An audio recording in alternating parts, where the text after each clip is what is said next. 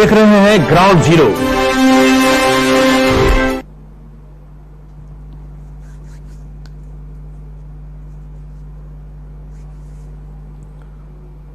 Lockdown का आज 10वां दिन। नमस्कार, ग्राउंड जीरो लाइव में आप सबों का स्वागत है। मैं हूं आपके साथ रवि झा।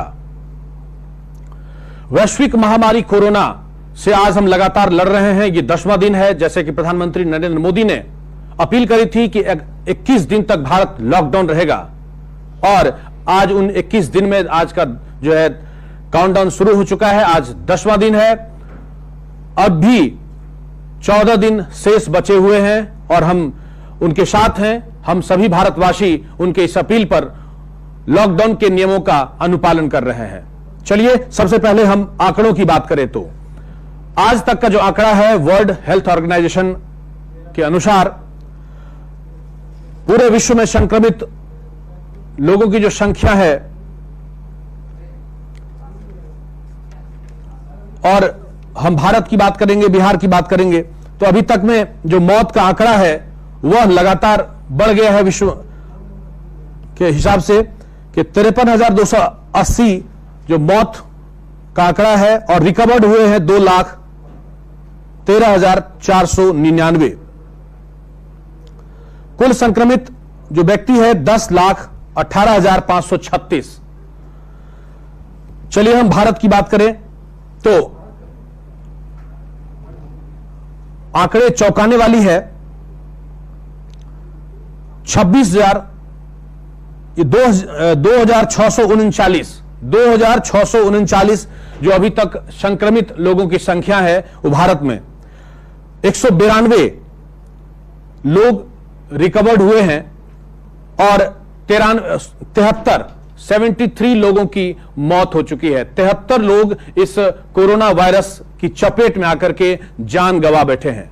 ये आंकड़े चौंकाने वाली है, जो दिन प्रतिदिन जो है जिस तरह से इधर 3 से 4 दिनों में इसका इजाफा हुआ है।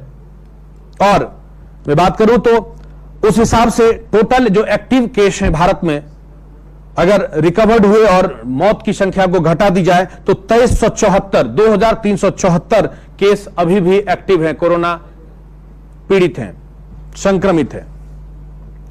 इन्हीं सब बातों को लेकर के जो है आज हम बात करेंगे। इन्हीं मुद्दों की बात करें तो यह आंकड़ा चौंकाने वाला है, और लगातार हम अगर लॉकडाउन के नियमों का अनुपालन करें, चूंकि एकमात्र ही उपाय है लॉकडाउन, जिसका मोदी जी ने चर्चा भी करी है कि लॉकडाउन ही भारत के लिए एकमात्र उपाय है, और इसी लॉकडाउन के अनुपालन को हम करते रहेंगे तो निश्चित रूप से जो चेन है वह घटेगा, रुक जाएगा। और इसी के मद्देनजर 5 अप्रैल को, आगामी 5 अप्रैल को राष्ट्र के नाम मोदी जी ने एक अपील करी है। हम आपको सीधे ले चलते हैं मोदी जी के पास, उनके अपील को सुनते हैं कि उन्होंने पूरे राष्ट्र से 130 करोड़ भारतवासी से उन्होंने 5 अप्रैल रविवार को 9 मिनट का समय मांगा है। ये 9 मिनट क्या करना है मोदी जी बता रहे हैं। चलिए सुनते हैं। 5 अप्रैल रविवार को रात 9 बजे मैं आप सबके 9 मिनट चाहता हूं। ध्यान से सुनिएगा। 5 अप्रैल को रविवार को रात 9 बजे घर की सभी लाइटें बंद करके घर के दरवाजे पर या बालकनी में खड़े रहकर 9 मिनट के लिए मोमबत्ती, दिया, टॉर्च या मोबाइल की फ्लैशलाइट जलाएं। मैं फिर कहूंगा, मोमबत्ती, दिया, टॉर्च या मोबाइल की फ्लैशलाइट 5 अप्रैल को रात को 9 बजे 9 मिनट तक जरूर जलाएं।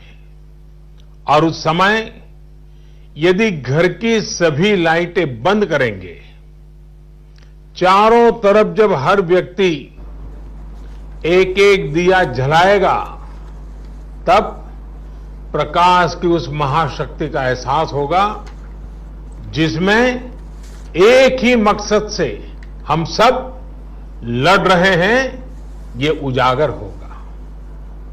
उस प्रकाश में, उस रोशनी में, उस उजाले में हम अपने मन में ये संकल्प करें कि हम अकेले नहीं है, हम अकेले नहीं है, कोई भी अकेला नहीं है। 130 करोड़ देशवासी एक ही संकल्प के साथ कृत संकल्प है।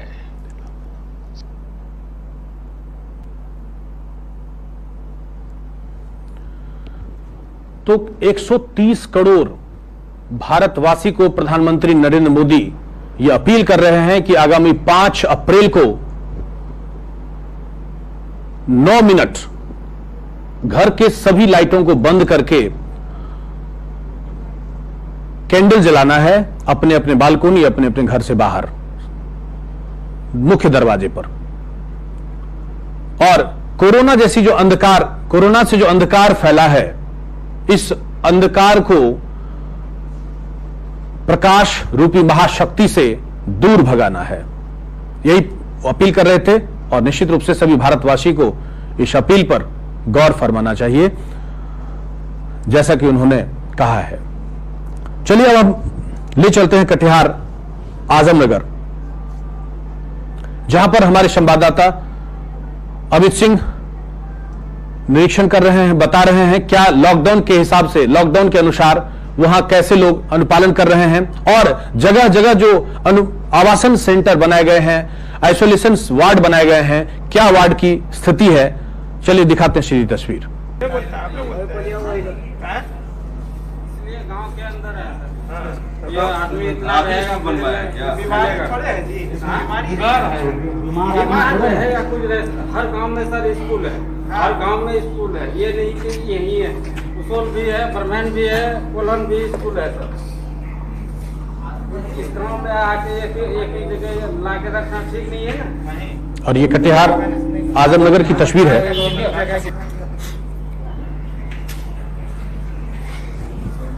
जहां पर जो आवासन सेंटर बनाए गए हैं वहां पर बीडीओ, सीओ, थाना प्रभारी मनीष कुमार रजक, शंभुनाथ राम वहां जो है निरीक्षण कर रहे हैं। चलिए हम सीधे आपको ले चलते हैं आजमनगर। हमारे संवाददाता वहां अमित सिंह मौजूद हैं, इस वक्त फोन लाइन पर जुड़ चुके हैं। आइए जानते हैं उन्हीं से कि क्या स्थिति है और ताजा अपडेट क्या है। हेलो हेलो, हाँ अमित, हेलो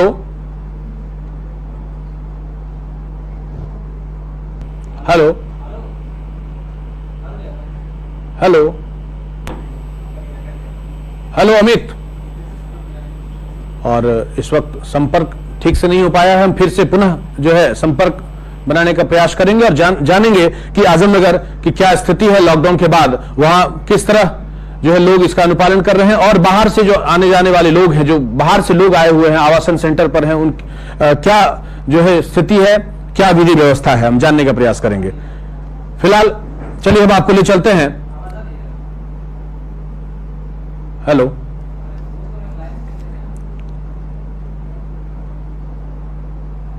जैसा कि हम सीधी तस्वीर दिखा रहे थे आपको आजमनगर की, जहां पर विभिन्न पंचायतों में, अलग अलग पंचायत में जो स्कूल हैं, उत्क्रमित मध्य विद्यालय हैं, उच्च विद्यालय हैं, वहां पर आइसोलेशन वार्ड बनाया गया है।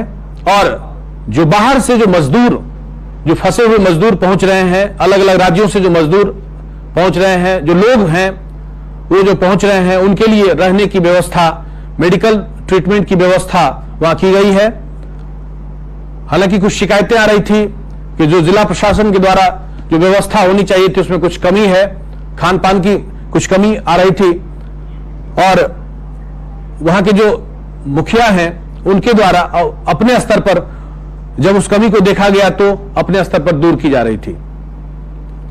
और ये सीधी तस्वीर है आजमनगर, और यही शिकायत के बाद वहां बीडीओ और सीओ दल बल के साथ पहुंच करके जांच कर रहे हैं।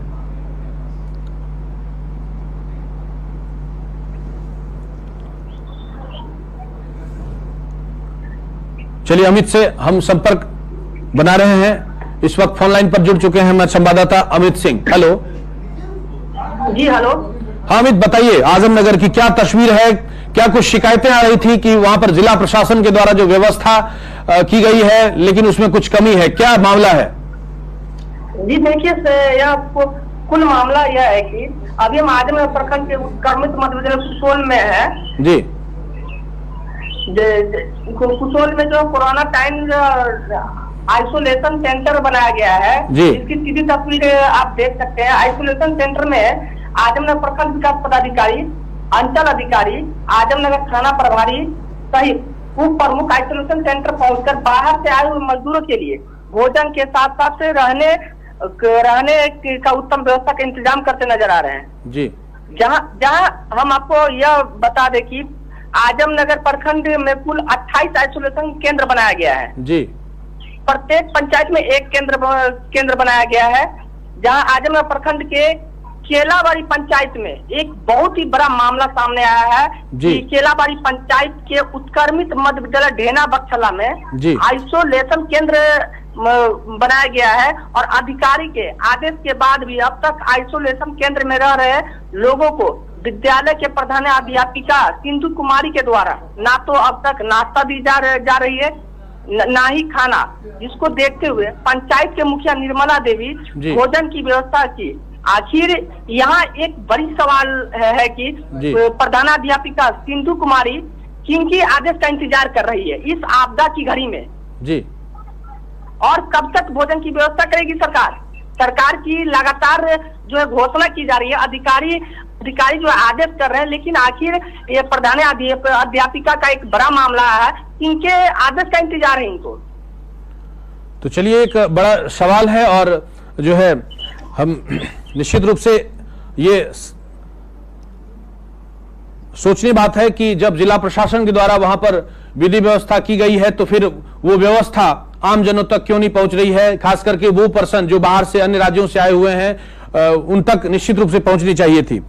तो ये संवाददाता हमारे जो है अमित सिंह थे आजमनगर से, और जो खुलासा हुआ है उनके बारे में बता रहे थे।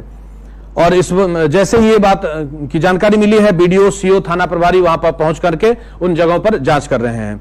चलिए अब आपको ले चलते हैं सीधे हमारे संवाददाता विनय झा कटिहार शहीद चौक पर मौजूद हैं, जो वास्तुस्थिति बता रहे हैं लॉकडाउन के दौरान क्या स्थिति है।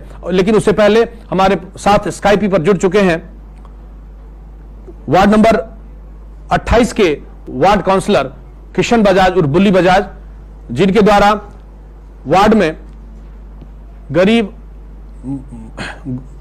लोगों के बीच, खास करके निस्सहाय लोगों के बीच काफी अपने स्तर पर प्रयास किए जा रहे हैं कि उन्हें उन तक भोजन, राशन पानी कैसे मुहैया हो, वह दिवारात्रि इनके लिए चिंतित हैं, जुड़े हुए हैं। आइए हमसे जुड़ चुके हैं किशन बजाज और बुल्ली बजाज। हेलो किशन जी, बताइए लॉकडाउन की जब से घोषणा हुई है वार्ड नंबर 28 में आप लगातार बने हुए हैं, लोगों के बीच पहुंच रहे हैं, क्या स्थिति है, क्या तस्वीर है, बताइए।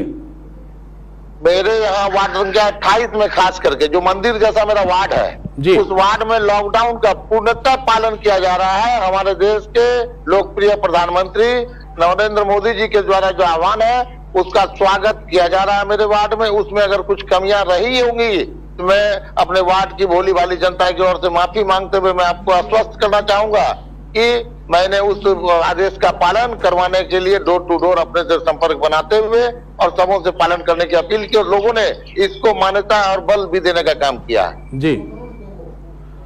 और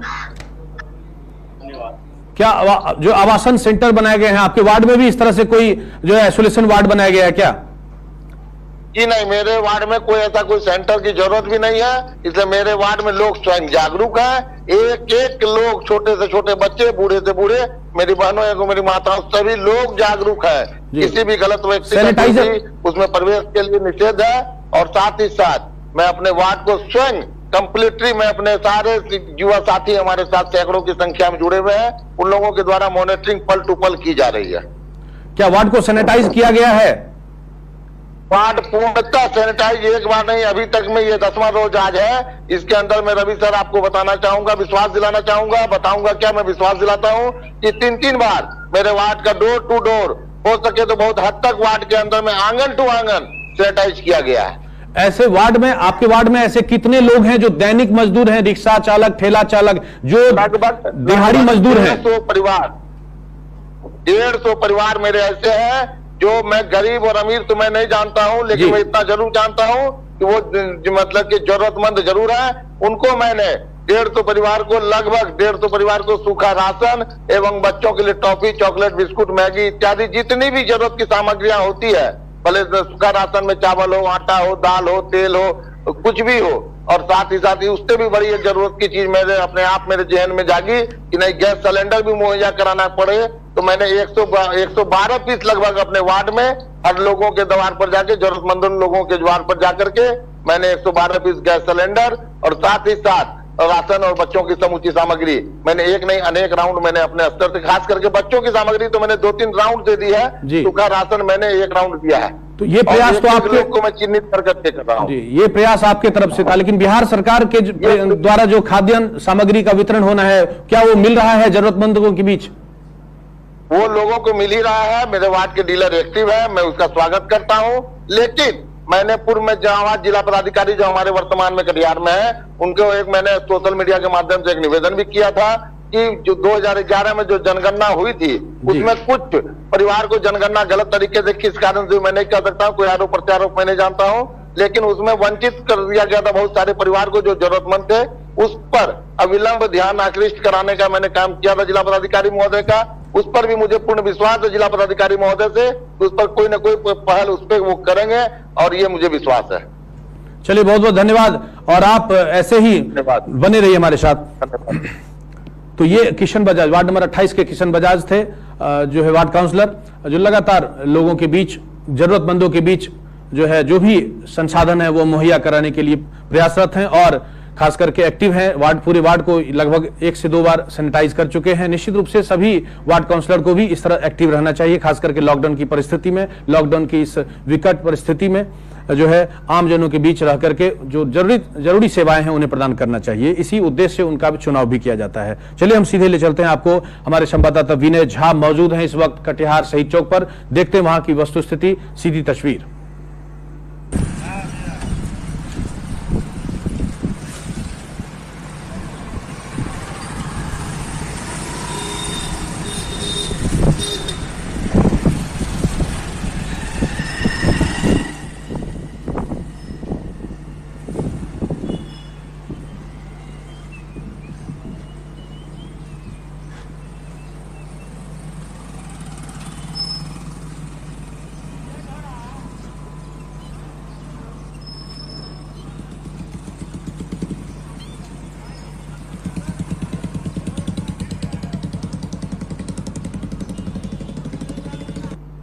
तो ये कटिहार के शहीद चौक की सीधी तस्वीर थी, और चलते हैं विनय झा वहां पर दिखा रहे हैं, बता रहे हैं कि किस तरह का जो है अभी स्थिति है लॉकडाउन के बाद। अब आप देख सकते हैं हमारे बीच ये जो भीड़ है, ये बैंकों की भीड़ है। बैंक कुछ लोग आए हुए हैं, उनके वजह से ये भीड़ है, क्योंकि कुछ लोग ऐसे हैं जो पेंशन लेने के लिए पहुंचे हैं, या जरूरी के सामान को खरीदने के लिए पैसे कम पड़ रहे हैं तो पैसे निकासी के लिए पहुंचे हैं। लगभग सभी लोग इस लॉकडाउन का समर्थन कर रहे हैं, और पूरा कटिहार, पूरा बिहार और पूरा भारत उन तक इस लॉकबंदी में है। और चौक चौराहों पर बस पुलिस वाले हैं जो ऐसे लोग जो बेला वजह घरों से बाहर निकल रहे हैं उन्हें समझाते हैं और सख्ती के साथ कहते हैं कि बेवजह अपने घरों से बाहर न निकलें। तो शहीद चौक की जो सीधी तस्वीर थी, बैंकों में जो है इक्के दुक्के लोगों की आवाजाही चालू है। जैसे कि बताया गया है कि लॉकडाउन के बाद, जब लॉकडाउन की घोषणा हुई है, जो नियमित रूप से जो सेवाएं प्रदान की जानी चाहिए लोगों को, वह निश्चित रूप से मिल रही है। चाहे वो खाद्य सामग्री हो, राशन हो, राशन पानी की दुकानें हो, वो खुली हुई हैं, डेयरी प्रोडक्ट है, दूध से संबंधित कोई भी प्रोडक्ट है वो मिल रही है, और जो है बैंक हैं वो खुले हुए हैं। बैंक एटीएम की सेवाएं जो है अनवरत लगातार जारी है लॉकडाउन की घोषणा के बाद भी। और रही बात मोबाइल रिचार्ज की, जो दिनचर्या में लोगों को जरूरत पड़ती है, तो उनके लिए chamber of commerce, Katihar chamber of commerce जो है सुबह 10 से लेकर के 5 बजे तक वो सेवा के लिए तत्पर है। तो इस तरह की जो जरूरी सेवाएं हैं लॉकडाउन के बाद भी मिल रही है और यही बात हमारे विनय झा बता भी रहे थे। चलिए हम आपको ले चलते हैं कटिहार शहीद चौक पर जो है कुछ जो है संस्थाओं द्वारा खाना वितरण किया जा रहा है, दिखाते हैं तस्वीर। जो जरूरतमंद है पुलिस बल है उनके बीच खाना मुहैया कराया जा रहा है। फूड पैकेट का वितरण, जैसा कि प्रधानमंत्री ने भी अपील करी थी। कटिहार केबीसी न्यूज भी लगातार अपील करती है कि कटिहार के जो सामाजिक संस्थाएं हैं वह आमजनों के बीच, जरूरतमंदों के बीच फूड पैकेट का जो वितरण करे, कम से कम 10 लोग को प्रतिदिन मिले। तो इसी आधार पर जो है अधिकांश कटिहार की जो सामाजिक संस्थाएं हैं वो फूड पैकेट का वितरण, सैनिटाइज का वितरण, मास्क का वितरण लगातार कर रहे हैं। काफी बढ़ चढ़ करके कटिहार की जो सामाजिक संस्थाएं हैं वो अव्वल हैं और बढ़ चढ़कर हिस्सा लेती हैं।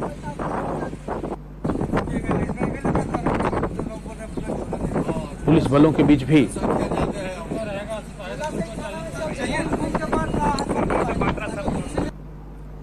तो कटिहार की जो सामाजिक संस्थाएं हैं विभिन्न प्राकृतिक आपदाओं में बढ़ चढ़कर हिस्सा लेती हैं और निश्चित रूप से लेना भी चाहिए। विकट परिस्थिति है, विषम परिस्थिति है, आमजनों को, जरूरतमंदों के बीच सेवा अनवरत जारी रहे। हम ले चलते हैं आपको कटिहार बस स्टैंड, जहां पर हमारे संवाददाता करण है, दिखा रहे हैं सीधी तस्वीर कि लॉकडाउन के बाद क्या स्थिति है।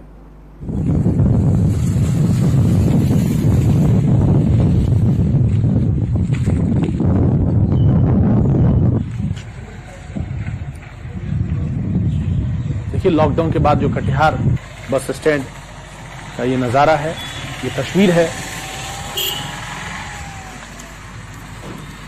एकदम सन्नाटा पसरा हुआ है और ये पहली बार ऐसा हुआ है कि जिसमें बड़ी संख्या में ट्रेन, बस, हवाई सेवाएं सभी ठप पड़ी हुई हैं। बहुत बड़ी आपदा है, बहुत बड़ी विपदा है, इस विपदा से हमें लड़ना है। और इस वक्त हमारे साथ करण जुड़ चुके हैं, आइए जानते हैं उनसे लॉकडाउन के बाद आज की जो सीधी तस्वीर है क्या बयां कर रही है। करण, लॉकडाउन के बाद आज की जो सीधी तस्वीर है क्या बयां कर रही है, क्या है ताजा हालात? जैसा कि संबंधित है रेलवे, ट्रेन और जो है बस जो है दोनों को सरकार के द्वारा बंद रखने का निर्देश दिया गया है। हालांकि रेलवे में मालगाड़ी चल रही है और बस में भी जो किराना दुकान के सामान वगैरह जो ढोते हैं वो अभी चल रही है। लेकिन जो कटिहार में जो अस्थायी बस स्टैंड बनाया गया था, यहाँ की जो रौनक है वो रौनक अभी यहाँ कटिहार में अब नहीं रही, क्योंकि यहाँ पर यात्रियों की भीड़ रहती थी। आप भी अक्सर देखते होंगे, यहाँ से जब क्रॉस होते होंगे तो यहाँ पे यात्री हड़बड़ कर यहाँ से अररिया, पूर्णिया एवं अन्य स्थलों के जो गंतव्य स्थल है जहाँ जहाँ बस जाती है वहां जाती थी। लेकिन अब वो स्थिति नहीं है। अब देखिएगा बस स्टैंड पूरी तरह जो है सुनसान है, मतलब इक्के दुक्के लोग ही जो है बाहर निकल पाए। हाँ, दूसरी ओर ये कह सकते हैं गली मोहल्ले में जो है लोग अब भी बाहर निकल रहे हैं। कारण यह भी है कि अब वो अपना धैर्य खो चुके हैं, क्योंकि 8-10 दिन बीत चुके हैं और क्योंकि जो लोग दिनचर्या का काम करने के लिए बाहर निकलते हैं जी, वो अपने आप को रोक नहीं पा रहे हैं, क्योंकि भयानक एक भयावह स्थिति है कि कोरोना जैसी महामारी किसी को फैल ना जाए। ये मतलब एक दूसरे से छूने से फैलता है, इसलिए लोगों में संयम जरूर है, लेकिन अब धीरे धीरे कुछ लोग जो है अपना धैर्य खो रहे हैं। तो चलिए बहुत बहुत धन्यवाद करण। ये हमारे संवाददाता करण थे जो इस वक्त लॉकडाउन के बाद जो ट्रांसपोर्ट की स्थिति है वो बयां कर रहे थे, कि सीधी तस्वीर दिखा रहे थे हमें। चलिए मैं एक बार फिर बता दूं कि अभी जो भारत हमारा जो है विकट स्थिति से गुजर रहा है, पूरे विश्व के साथ साथ कोरोना जैसी महामारी से हमारा भारत लड़ रहा है। हम सभी भारतवासी संघर्ष कर रहे हैं। मैं बता दूं कि महाराष्ट्र में, पूरे महाराष्ट्र में सबसे अधिक, भारत में जो महाराष्ट्र की स्थिति है वो सबसे अधिक संक्रमित व्यक्ति पाए गए हैं और सबसे अधिक जो मौतें हुई है कुल मिलाकर 423 जो है संक्रमित लोग हैं और जिसमें 21 लोगों की वहां मौत हो चुकी है। उसके बाद तेलंगाना 9 लोगों की मौत हो चुकी है, 8 मध्य प्रदेश और गुजरात में 8 लोगों की मौत हो चुकी है, वेस्ट बंगाल में 6 लोगों की मौत हुई है, पंजाब में 5 लोगों की मौत हुई है। इस मामले में हमारा बिहार, ये गुड न्यूज है हमारे लिए कि बिहार जो है सिर्फ एक, अभी तक जो मौतें हुई है सिर्फ एक हुई है। तो इस हिसाब से लेकिन कुल 29 व्यक्ति अभी भी बिहार में संक्रमित हैं, ये कोरोना की चपेट में हैं। तो हमें इस लॉकडाउन का पालन करना चाहिए। हमें निश्चित रूप से इस हम संक्रमण को अगर हम रोक सकते हैं तो वह है लॉकडाउन के नियमों का अनुपालन करना। चलिए, इस लॉकडाउन की परिधि में जब से लॉकडाउन की घोषणा हुई है, लोग अपने अपने घरों में कैसे टाइम स्पेंड कर रहे हैं, घर के बच्चे कैसे टाइम स्पेंड कर रहे हैं, हमारे पास कुछ वीडियो है, कुछ तस्वीर है, चलिए दिखाते हैं आपको। आई हाँ जी। पैर में है जूता, वाह वाह। पैर में है जूता, वाह वाह। पैर में है जूता, अरे आगे बोल। मेरा भाई कुत्ता। झुमका दिलाऊंगा, कंगना दिलाऊंगा, सब कुछ मैं लाऊंगा तेरी कसम। काहे नहीं, तोर बाप का नाम तो मुकेश अंबानी है ना, पैसवा कहाँ से लाएगा? दिन भर तो मोबाइल टिपते रहते। मम्मी बाहर से धनिया लाने को नहीं कह रही, पापा देर तक सोने पर चिल्ला नहीं रहे, बहन लड़ नहीं रही है, दोस्त लोग बर्थडे पार्टी नहीं मांग रहे और रिश्तेदार घर नहीं आ रहे। ऐसा पहली बार हुआ है 17-18 सालों। तो ये सीधी तस्वीर थी, बच्चे कटिहार की जो है ये बच्चियां थी, बच्चे थे जो लॉकडाउन के दौरान अपने अपने घरों में टिकटॉक वीडियो बना करके हमें भेजते हैं और हम उन्हें आपको दिखाते हैं।